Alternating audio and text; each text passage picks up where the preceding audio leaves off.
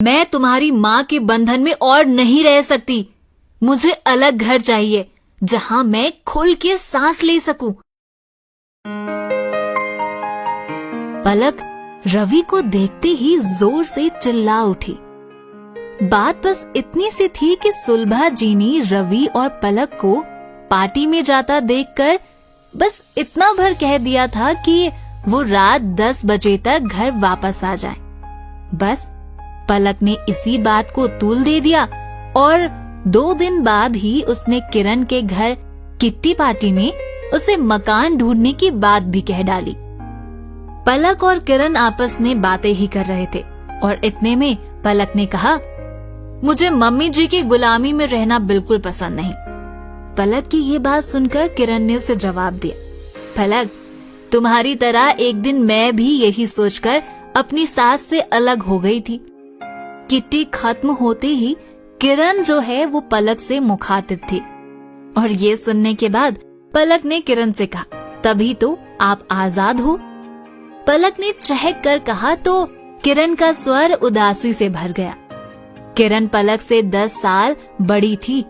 किरण ने कहा, नहीं, बल्कि तभी से मैं गुलाम हो गई।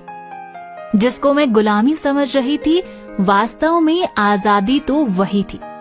और इस पर पलक ने कहा, वो कैसे?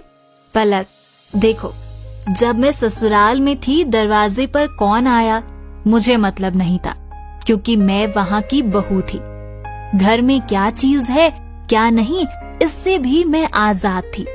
दोनों बच्चे दादा दादी से हिले हुए थे।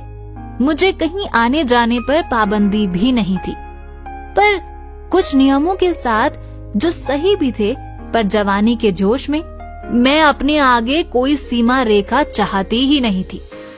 मुझे ये भी पसंद नहीं था कि मेरा पति ऑफिस से आकर सीधा पहले माँ के पास जाए। तो मैंने दिनेश को हर तरह से मनाकर अलग घर ले लिया और फिर मैं दरवाजे की घंटी, मेहरी, बच्चों, धोबी और दिनेश सबके वक्त की गुलाम हो गई। किसी ने लगाई तो नहीं, लेकिन फिर भी अपनी मर्जी से मेरे आने जाने पर भी रोक लग गई, क्योंकि कभी बच्चों का होमवर्क कराना है तो कभी उनकी तबीयत खराब है। हर जगह अब बच्चों को तो ले नहीं जा सकते और अकेले भी नहीं छोड़ सकते, तो मजबूरन पार्टियां भी छोड़नी पड़ती, जबकि ससुराल में रहने पर ये सब बंदिशें नहीं होती है। ऊपर से मकान का किराया और फालतू के खर्चे अलग, और फिर दिनेश भी अब उतने खुश नहीं रहते हैं। ये सब बताते बताते किरण की आंखें नम हो उठी। किरण की बातें सुनकर पलक ने कहा कि फिर आप वापस क्यों नहीं चली गई? किस मुंह से वापस लौटती?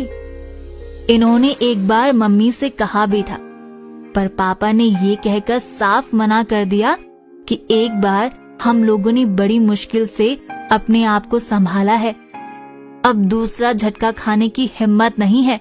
बेहतर होगा कि अब तुम वहीं रहो।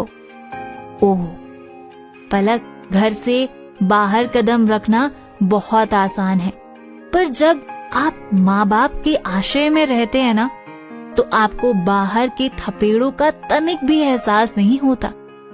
माँ बाप के साथ बंदिश से ज्यादा आजादी होती है, पर हमें वो पसंद नहीं होती।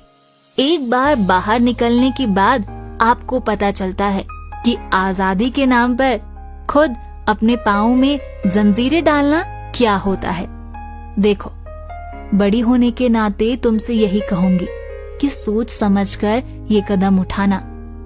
अब मन ही मन ये गणित दोहराते हुए पलक एक क्षण में निर्णय ले चुकी थी।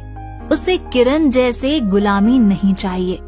घर की ओर चलते बढ़ते कदमों के साथ साथ ही वो मन ही मन बुदबुदा भी रही थी कि घर पहुंचते ही सासू माँ के पैर छूकर क्षमा मांग लूंगी और सदा उनके साथ रहूंगी। एक्चुअली माँ बाप को साथ नहीं रखा जाता, माँ बाप के साथ होना होता है। किरण की गई गलतियों से पलक अच्छी तरीके से समझ चुकी थी। तो क्या आप समझे?